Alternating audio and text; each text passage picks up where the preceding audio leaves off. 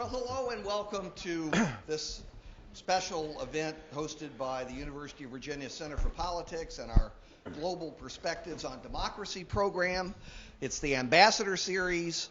I'd like to thank our partner here at UVA, the great International Residential College, directed by Professor Eric Loth. Did I get that right? I hope so, Eric. And if not, you can call me Sabato, okay? That's how we work it out here. Today, we're honored to welcome His Excellency, I love saying that, His Excellency Sir Peter Westmacott, Ambassador of the United Kingdom to the United States. And soon we'll hear directly from the Ambassador, who's on a tight schedule but has been wonderful to us and given us the opportunity for this particular session, as well as some others. He's going to talk for approximately 15 minutes or so, totally at his discretion, and then he wants to hear your questions. So you be thinking of what you want to ask in this very special opportunity. Ambassador Westmacott has spent most of his career working in or on the non-Arab Middle East, including Iran and Turkey, as well as Western Europe and the Americas. He's been posted to locations such as Tehran, Brussels, at home in the service of Prince Charles, and in a variety of roles with the Foreign and Commonwealth Office, including Chief of Staff to Ministers of State. He served as Ambassador to Turkey, as well as Ambassador to France from 2007 to the end of 2011. Just something else you have in common with Thomas Jefferson, being an ambassador to France. He presented his credentials to President Obama in January of 2012, and he will complete his service in the United States at the end of the year.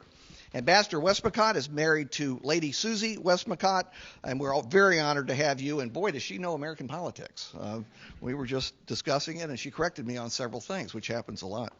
I do want to share one insight the ambassador has made about our system that I think is spot on. In an interview on NPR's Wait, Wait, Don't Tell Me, he was asked about the differences between the United States and Great Britain.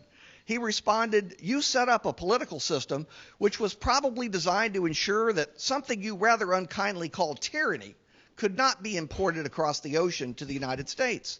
So instead, you set up a system designed not to work." Washington proves you right every single day, I'm sorry to say. Ladies and gentlemen, please welcome the Ambassador of the United Kingdom to the United States, Sir Peter Westmacott. I'm thrilled to be here. First time in my life in this hall, not at all the first time in my life to come to UVA. And I think the other thing I was just mentioning to Larry and one or two others that has struck me over the years is the number of times that I meet UVA alums in different parts of the world, different parts of the country, who are so enthusiastic about the place, so proud of the fact that they studied here, and many others who are determined to try to get here if they can get in, because I know this is an extraordinarily difficult and competitive university to get into. So thanks for letting me through the door, Larry, because I know it's not many people make it. And I was just saying earlier on when we were having a drink with the provost that it is a college which has got wonderful links back to the United Kingdom. We have a number of scholarship schemes in place, some of which are to do with the British government, some of which are thanks to other foundations. The Marshalls is one which we're particularly proud of because that is something paid for by my department, the Foreign Office, as our thank you to the people of the United States for the Marshall Recovery Plan after the Second World War. But if you look down at the different scholarship schemes which bring students from the United States to universities in the UK, and you realize that from the University of Virginia alone, we have had 4 Churchills and 7 Marshalls and 29 Trumans and no less than 50 Rhodes Scholars, all of those, the Rhodes ones of course going to Oxford. It is a remarkable indication of the links which exist between you guys here, this wonderful campus, this university, and higher education in the UK.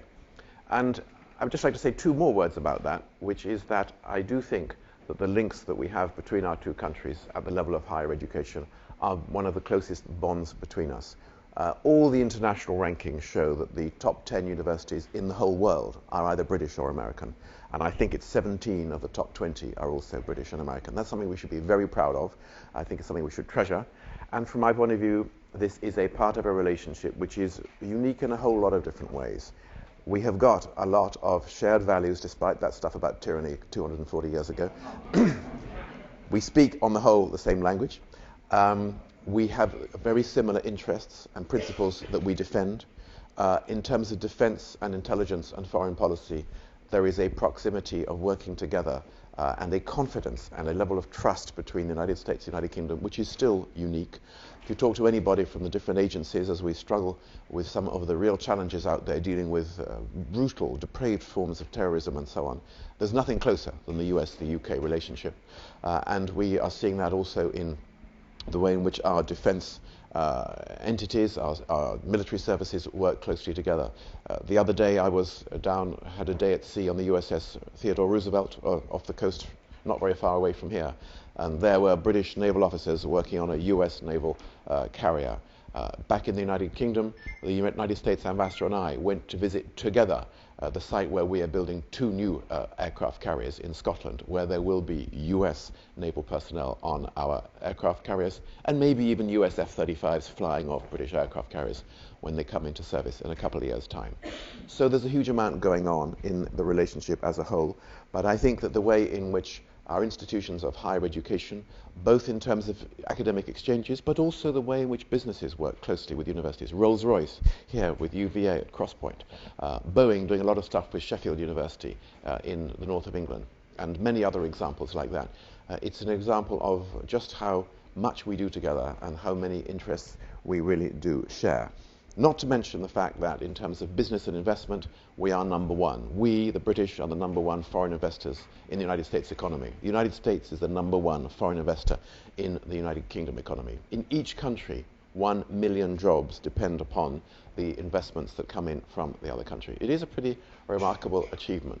For the UK, we do more than twice as much business with the United States as we do with our next most important commercial partner, and that's Germany. And that's an indication of just how special, if you like, the relationship is. Now, I thought I would just try to set that context, if you like, before talking a little bit about some of the global issues that are out there and which are affecting us and which we're trying to address together. The UK is a country which at the moment, like the United States, is doing pretty well, considering the very difficult economic conditions that we've all been through, particularly since the 2008 financial meltdown. The US and the UK probably are definitely the 2 fastest growing economies in the G7 since that. We grew at 3% last year. United States, tiny bit less, but of course you're a much bigger economy. We have half the level of unemployment of the rest of the European Union, and we have got our deficit down from the peak of the annual deficit of 11.9% after the financial disasters of 2008. We're down at around 4% and still declining. So we've come quite a long way in terms of consolidating those problems, but also recovering. We have lost 500,000 jobs in the public sector because we had to do something about public spending, but we've created more than 2 million in the private sector. So we have tried to move ahead with investment and creating a country that is more business friendly, open to business, competitive, low levels of corporation tax, business friendly laws, at the same time as getting public expense under control. Because if you don't get public expenditure under control, then it is very difficult to be a force for good or influence more internationally. If you're struggling entirely with your domestic economy, with high levels of unemployment, with zero growth, which unfortunately is where a lot of our partners are at the moment, it is more difficult to be a force for good, as I would put it, internationally. But I think we're coming along, and on the back of the economic recovery that we are orchestrating at the moment, the United Kingdom has been able to recommit to spending 2% of its GDP on defense spending. That is an important part of what we are doing to NATO. There's only about 4 of the 28 member states of NATO who've committed to that. The United States does a lot more. You are, by a long way, the world leaders on that, certainly in the free world anyway. 3.5% of your GDP goes on defence. Ours is now is committed to be 2% for the rest of the Parliament. And more importantly, we're spending £150 billion over the next decade on new equipment. So we are, if you like, serious players in the years ahead, on the back of a recovering economy, getting the public spending under control, and prioritising the way in which we spend those resources in order to ensure that we are doing the right thing. We are the only country in the world, in fact, which has committed to both 0.2% of our GDP on defence spending and 0.7% of our government's of GNI on development work. So I think that that is quite a remarkable achievement. It's both development and it is defence spending that we are giving top priority to. I like to think that we're giving top priority also to our diplomacy. That is a bit of a battle that we're having in terms of resources, probably not unique to the United Kingdom, and that is frequently something which is difficult to manage in a difficult financial climate, but we are doing what we can to ensure that we remain a global network, keeping our international relationships in good shape. Because one of the arguments that people like me make is that if you're going to have an important defense capability, which we have, an intelligence capability, which we have, it's also important that you've got a proper diplomatic capability. Because when you've got international problems out there, as Hillary Clinton was actually saying, I noticed yesterday in her hearings on the Hill, the first thing you do is fix it with diplomacy. You support that effort with international development, and if nothing else works, then you have to use your defense capability in order to fight your way to get the right answer. But if you don't have the other two, there's not a lot of point in just having the defense on its own, or you risk using the defense in a way which is not optimal and not necessarily doing the right thing. So I think we are not in a bad place, considering the difficult years that we have all come through. The UK is now got a government which won an election. It's got an absolute majority, not a coalition government, not a minority government, back in May, and with a clear mandate for what it is seeking to do in the future. And that is the government that I have the honour to serve, and it is establishing ever closer relationships with the United States and with a number of our other international partners.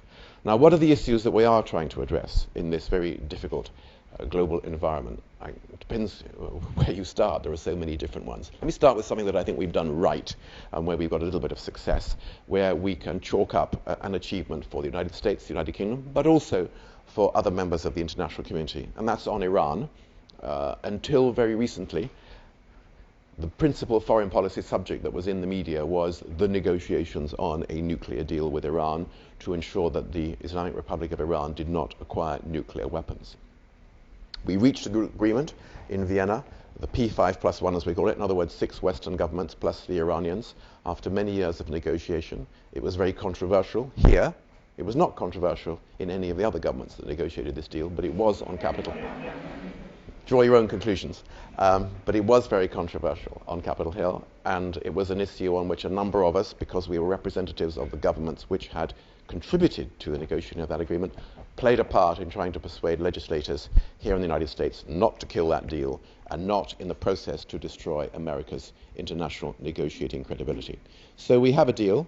In some ways the hard work now begins, because although it's one thing to have an agreement which means that Iran will not get nuclear weapons, it's another thing to implement it and make sure that it really does deliver what it says on the tin. But I think for diplomacy, backed up by robust engagement and, if necessary, the threat of the use of force if everything else failed, it was a remarkable achievement. But if you look elsewhere in the Middle East at the moment, I'm afraid there's still a great deal of work to do, and we don't get quite such a good score on our assessment forms. That is to say, I suppose, at the moment, the biggest single challenge is all the issues around what used to be called Mesopotamia. Iraq, Syria, and the appalling terrorist acts committed by ISIL and a number of other extremist jihadi groups in that part of the world.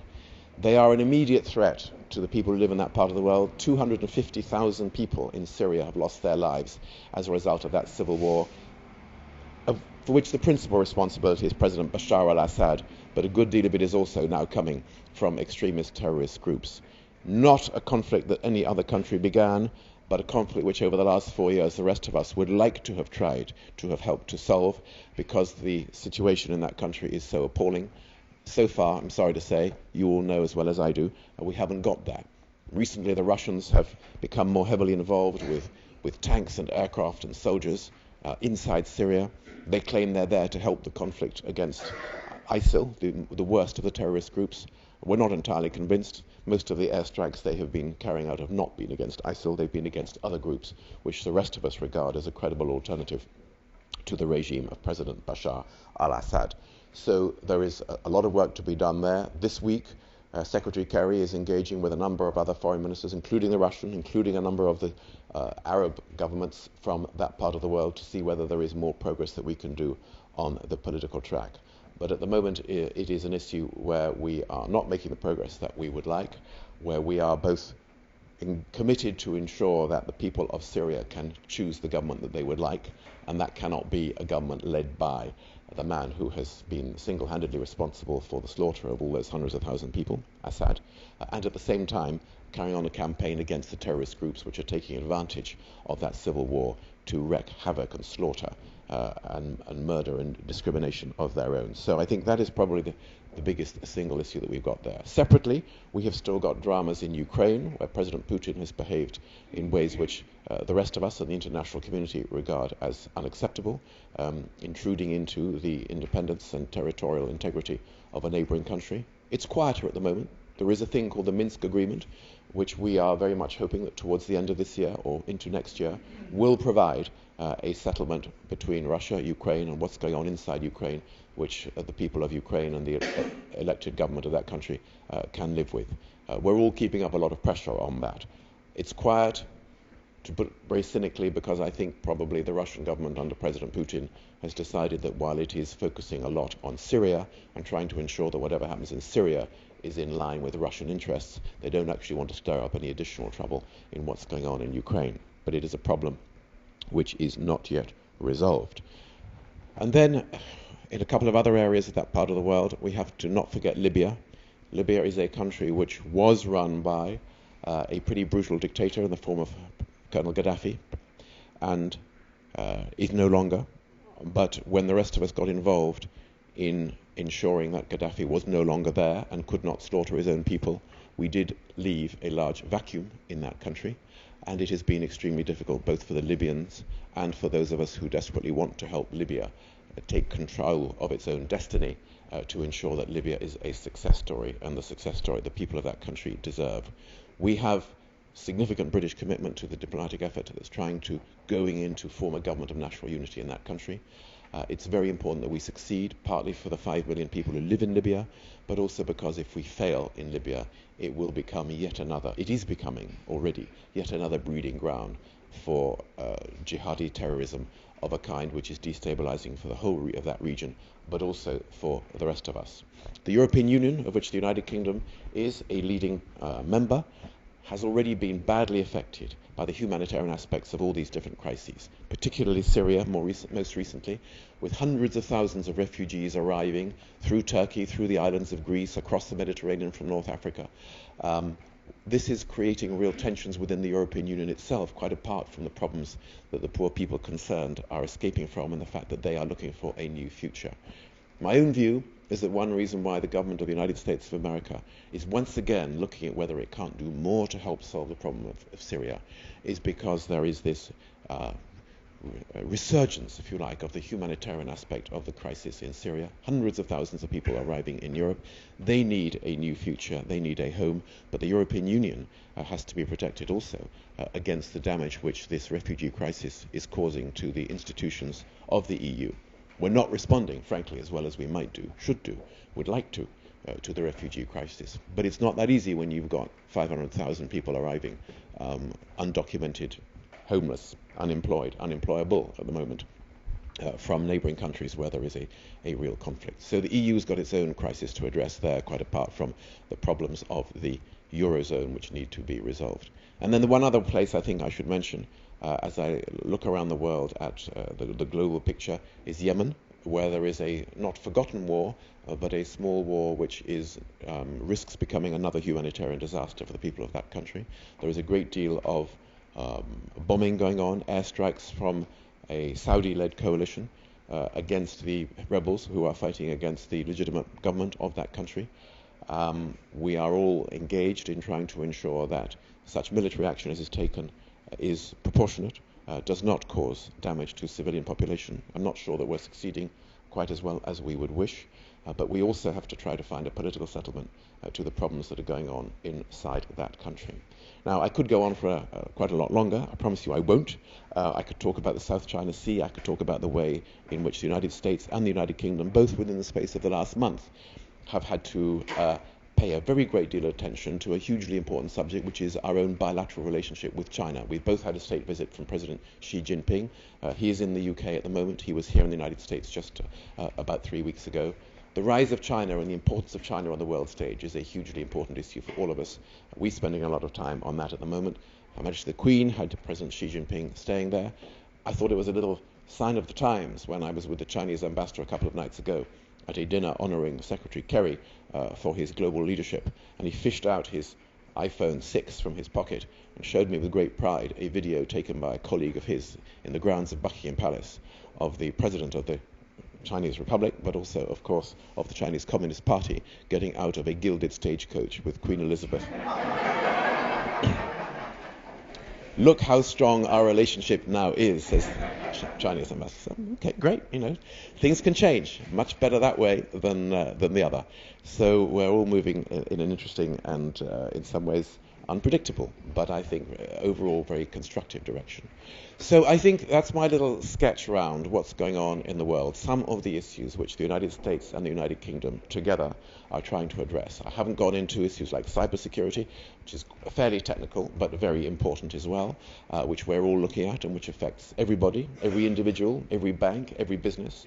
Has an interest in ensuring that cybersecurity is something which we address properly so that we are protected from hackers stealing either individual information or money or intellectual property, or indeed positioning themselves so that they can launch attacks on our critical infrastructure if that's what they want to do. That's almost a subject for a whole different lecture and a whole different discussion. But I mention it because I think it is one of those international issues of growing importance which is rising the agenda of our consciousness and of the importance of us seeking to address that together. So there we are, if you like. The United States, United Kingdom, two countries which go back a very long way, which ever since exactly 200 years ago, we ended the War of 1812. Thank God, I've had too many anniversaries remembering the bad bits of the War of 1812. Have been the closest possible allies in a whole lot of different ways. Even this century alone, we've fought on the same side in no less than 6 different conflicts. I think there is an identity of values, a mutual respect between the United States and the United Kingdom, of which I am very proud and delighted to be able to be the embodiment of, if you like, in the context of representing the UK, the Queen, the members of the royal family who regularly come down here to this part of Virginia, and it's great fun doing it. But I think it is also a very important relationship, which is all the more important given the nature of the really difficult international issues which are out there and which we're all seeking to address. The last thing I would say is that fortunately, as I started out by saying, the United States, United Kingdom, compared to where a number of the other countries around the world are, including in the G7 and the G20 and so on, we are in much better shape than many others. We have got much stronger economies. We have got much lower levels of unemployment. We have got better growth. We are getting our deficits under control. I think that means that we are better placed than some to try to address these issues and to put the resources into making the world a better and a safer place than we might otherwise be. That's what it's all about. That's what we're trying to do together. And it is a privilege being part of that relationship. Thank you for your attention. Thanks for being here today. But I am absolutely at your disposal to try to answer any questions about either what I have said or what I haven't said. So over to you.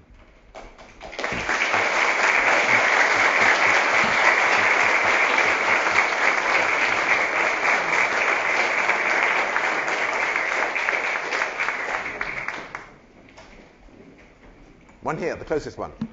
Do I need this? Is there a reasonable solution to the migration problem? Well, I think there has to be. We are working on it. We have had a number of crisis meetings in the European Union to try to address it there. Germany announced that it was going to take, or expected to take, almost 1 million additional migrants. Chancellor Merkel has had to rethink that a little bit because it is an extraordinarily difficult thing to do just like that.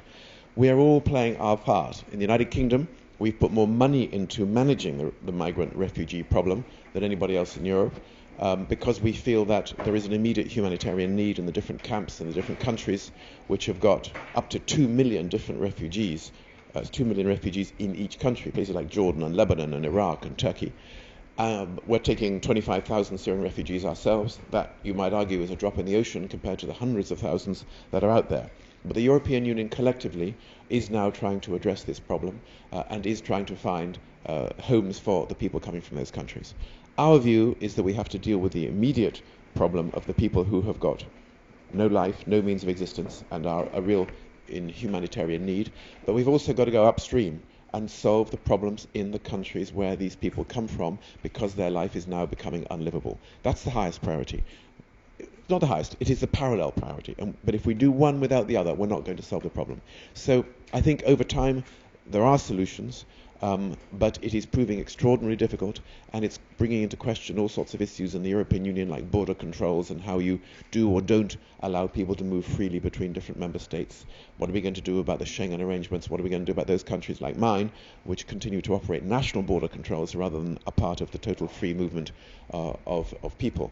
So there are some really big challenges, but I think there are solutions. The United States is playing its part. You've increased the number of Syrian refugees that you are preparing to take. We'd like to see a number of the other neighbouring countries, the Arab countries, take some too. They provide temporary employment for lots of people from neighbouring countries. They don't provide much in terms of citizenship and permanent residency. So I think the international community together has got to do more of an effort. But I think there is an answer, but we've certainly got to stop the source of the problem. Otherwise, we're going to find another 10 million people arriving unexpectedly in hopeless conditions in all sorts of countries which are not ready to deal with it. Yeah. Yes, gentleman in the dark suit. Yes. And the yellow tie. That's you. Mr. Ambassador, thank you for your comments. You mentioned the problems posed by the vacuum of leadership in Libya. You didn't mention the problems caused by the vacuum that was left behind in Iraq. But how do you see that the vacuum was filled in Syria post-Assad? And to what extent, if any, might Iran be part of the solution? Well, when I said that I thought the biggest area of difficulty and crisis for us is in Iraq and Syria, what used to be Mesopotamia, I was, if you like, putting Iraq and Syria together. But I take your point that part of the problem is indeed the mess that was left in Iraq after the departure of Saddam, although I think for a number of years after that, Iraq was in much better shape. It's taken a dip since then. There have been real problems in recent years.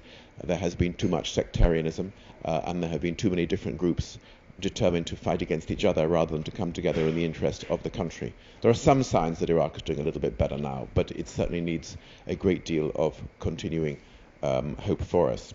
But your question was primarily about what about Syria after Assad? And of course that is the question that the Russians and the Iranians, who are the two governments who are the principal sponsors of President Bashar al-Assad, keep putting to us when we say Assad must go because he has slaughtered 200,000 of his own people. And in many cases in the most brutal fashion, they say, well, what comes next? Because what they all want is stability, and they want their own national interest to be preserved. Our view is that there is a political solution to be found in Syria, but it has to be one which the different groups who live in Syria, the people of that country, can live with. It probably has to be one which the neighbours can live with. Everybody, except at the moment Russia and Syria, is in full agreement that there needs to be an inclusive political process which takes account not just of the interests of the Alawite minority, but of the Sunni majority and all of the other groups who live in that country. That is not at all impossible. We had a full start to political process in Geneva a couple of years back. We can start that again, but it does require those two governments, primarily Iran and Russia, to conclude that sticking with their client, with Bashar al-Assad, is not a possible future for the country. That is one of the main reasons why this conflict has carried on for so long, because they have blocked any movement towards an inclusive political process. Now, it is possible that we can make some progress. That's why John Kerry's meetings today with the Russian foreign minister and others are potentially important. That's why the last last meeting, I should say, between President Obama and Putin was important. There was some sign that the Russians are beginning to move their position. We are prepared to be flexible on the timetable for Assad's departure. The Russians say, well, we don't have to have Assad there indefinitely, but then they ask the questions about who takes his place. Well, that's where we've got to engage with the different Syrian groups. One of the things that worries us in Syria is that the longer the Russian military carry on doing what they're at the moment doing, the greater the risk that there will be nothing left in Syria except on the one extreme, the Assad regime, and on the other extreme, people like Jabhat al-Nusra and ISIL, and no moderate Syrian opposition at all left in the middle, because those are the people who have been largely targeted by the Russians, and the other people who are the potential civil society of a new Syria, poor things, are fleeing for their lives and going to find a new life in one of the neighbouring countries and contributing to the migrant crisis in the European Union that I was talking about just now. So we do need to get on with this. But that's the sort of way in which we would see a possible solution coming together inside Syria. There's a lady at the back here.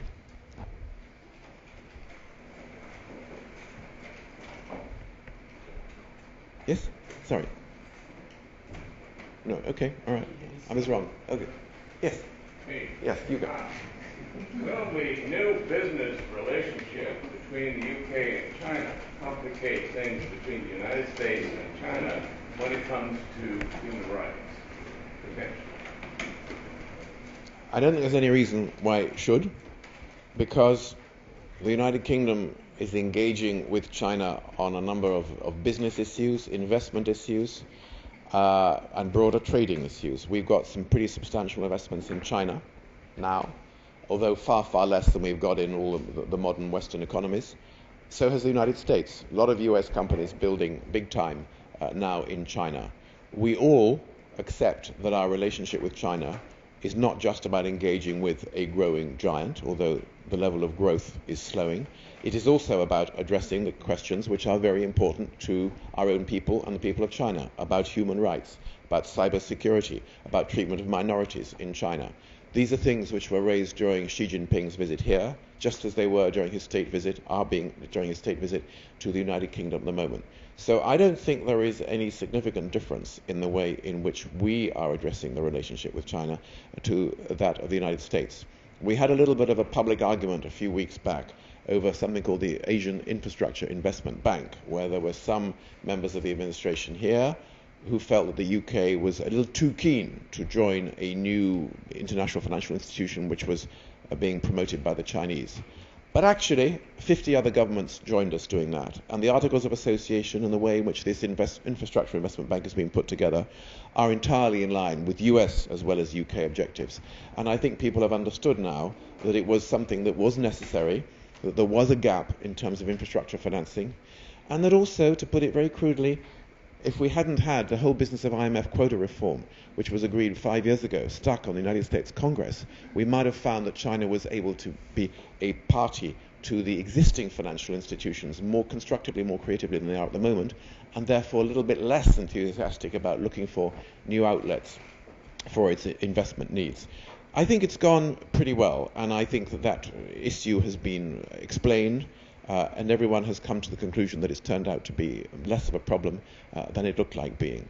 Where I think we've both got issues, and it's not just the United States, the United Kingdom, it's also a big issue for the regional countries, is what are we going to do about the concerns we have over militarization and security in the South and East China Seas. You know, what's going on in some of those rocky outcrops which are disputed in terms of sovereignty, uninhabited until recently, but now seeing all sorts of things being built on them at the water's edge.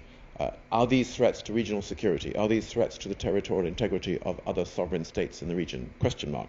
We need to think about that, and we need to engage together to ensure that that does not become a source of tension in the region. Thank you. Yeah. How can the US and the UK work together to fight the global issue of climate change? To fight what did you say? Climate change. Climate change. Well, I think we are doing a very great deal at the moment together, along with a lot of like-minded governments, in terms of trying to ensure that this big conference coming up in Paris at the end of November is a success. The UK has done what we think is an extraordinary amount. We're the only westernized economy, the only modern industrialized economy which has legislated to provide that 20% of our energy generation has to come from renewables by 2020. And we're actually headed for 50% later in the century. We are engaged with the United States and many others, and the United States has done some fabulously successful diplomacy with China on this front in terms of trying to get other countries to pledge to reduce their own global emissions.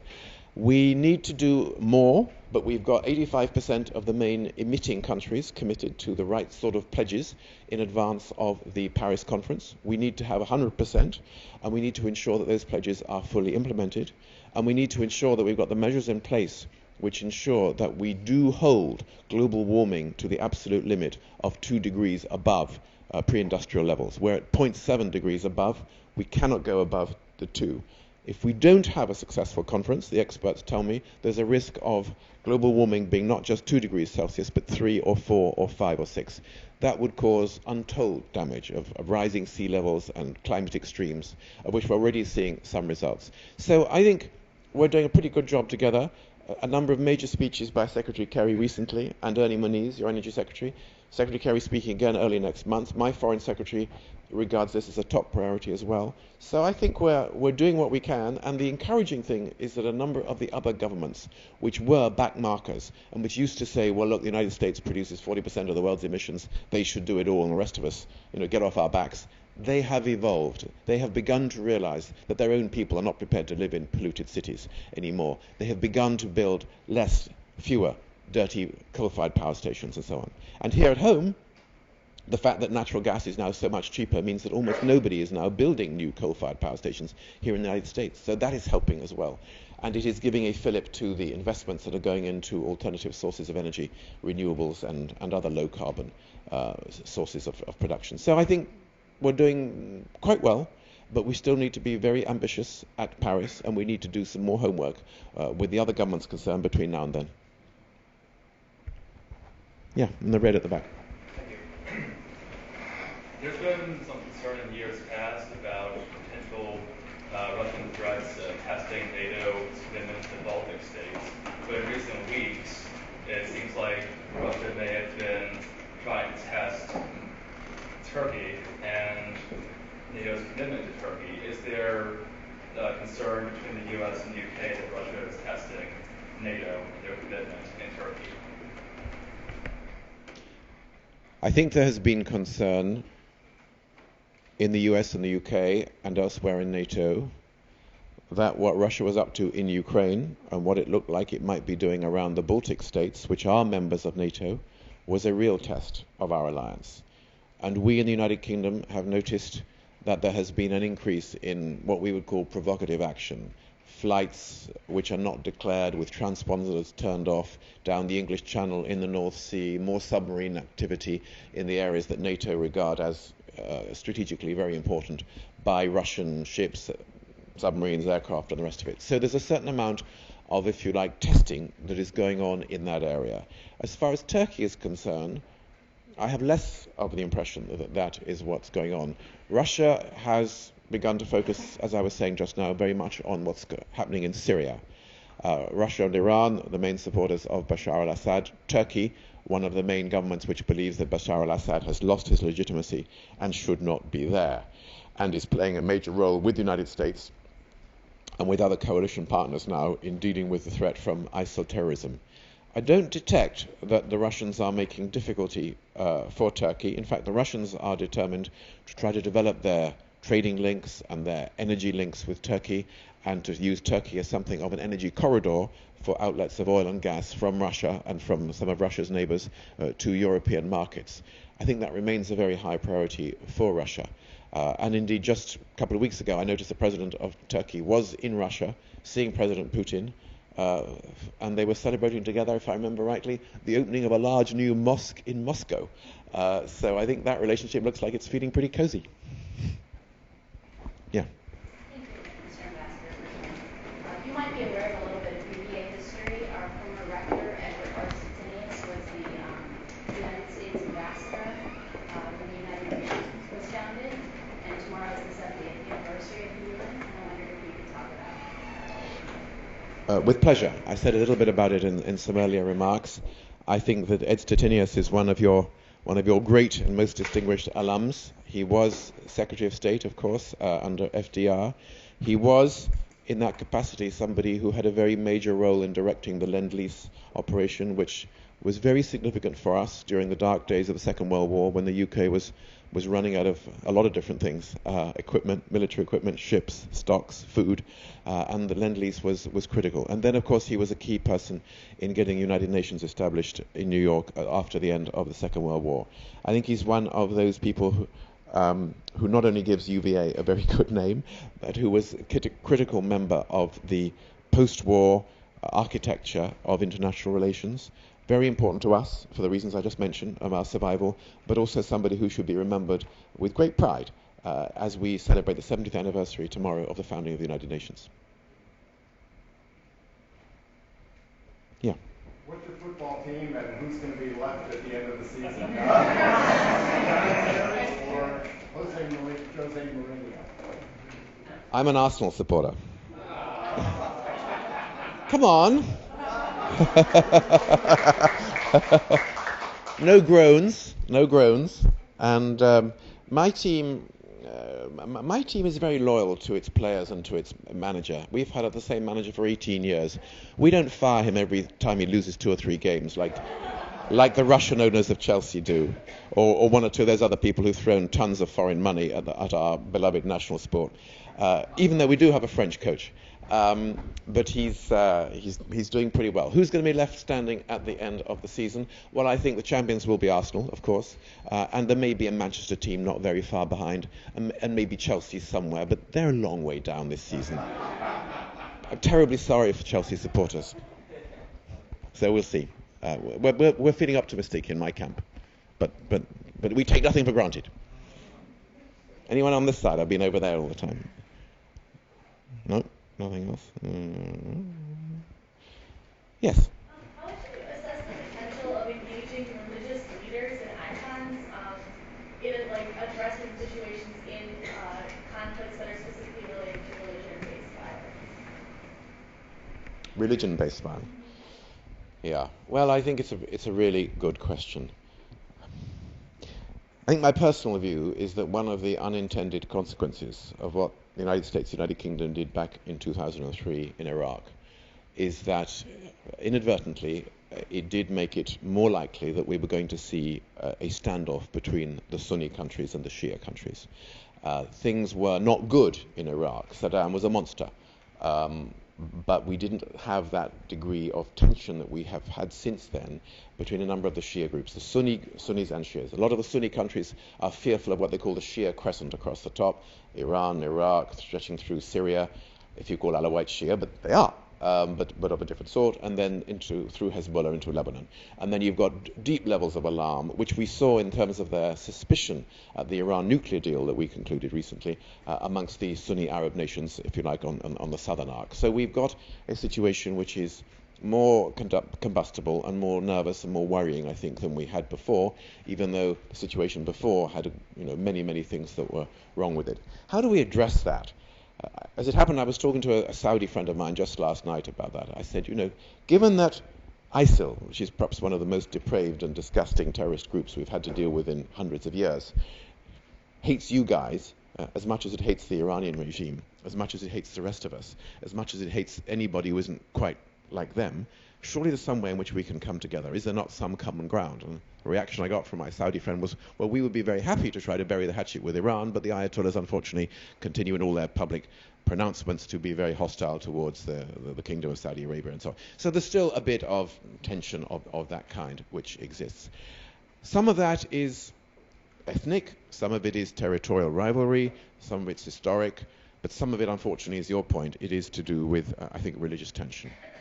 It seems to me that we have to work through the religious leaders, sometimes the Grand Mufti of the Al-Aqsa Mosque, for example, or other important leaders, the President of the Muslim Council of Great Britain, have come out with some extraordinarily helpful and very tolerant remarks about the way in which Islam is not an intolerant faith.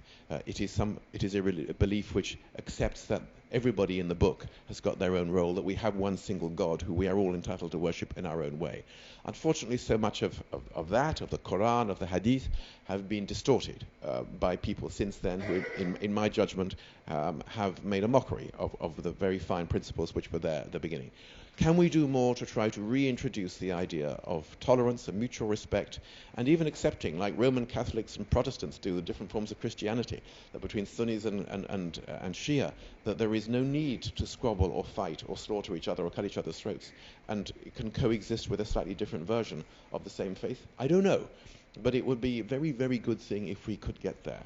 And it's sort of bizarre to me that at a time when technological advance of humankind in terms of mobile applications and extraordinary things we can do with cyber and unbelievable things we're doing in space and communication between each other and microchips and mini computers, all that is zooming ahead.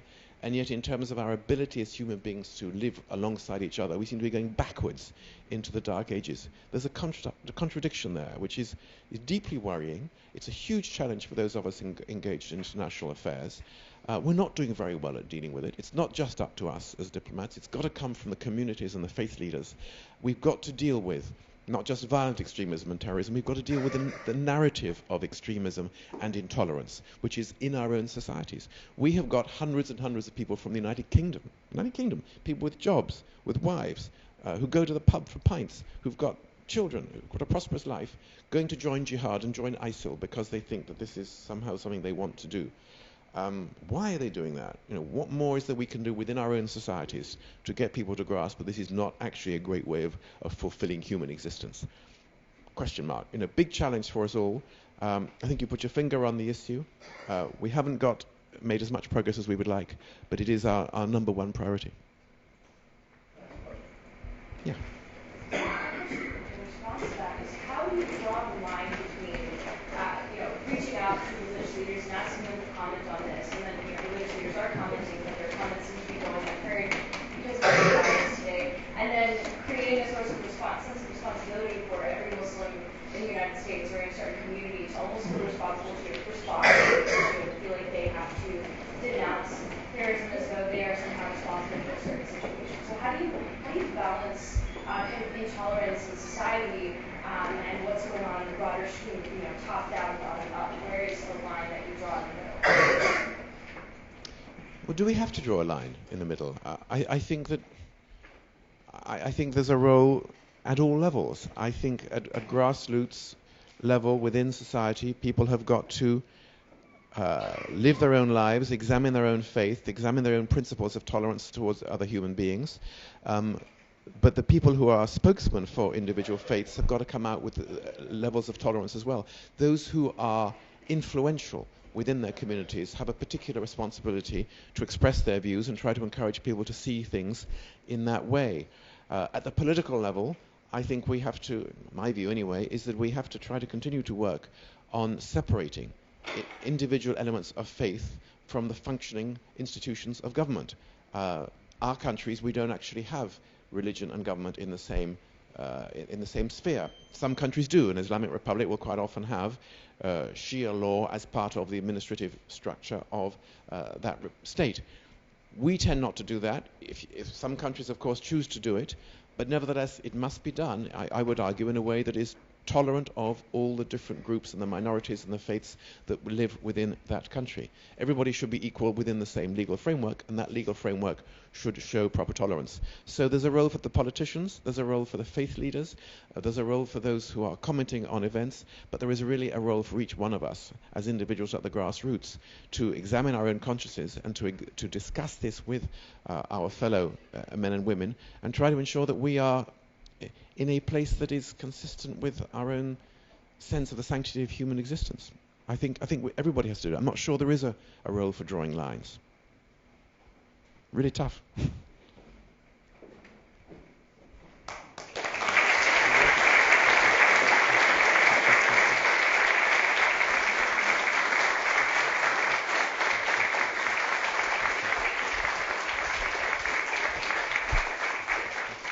Sir Peter, that was a tour de force. You covered so many subjects so well in such a short period of time. I think the students here, and they're more than I've ever seen at a midday Friday event, they really deserve a 3-hour course credit for this.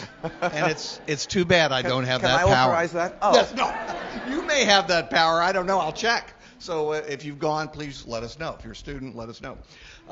For decades, as you know, commentators have been projecting the end of the special relationship between the United States and the United Kingdom, and it's as strong as ever. And one reason it's as strong as ever is because of people like you, and especially you and Susie, and the wonderful contributions that you have made during your time in your current post here.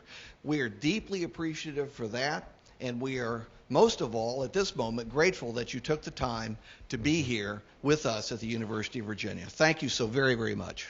Thank you. Is that all right? Thanks for having me.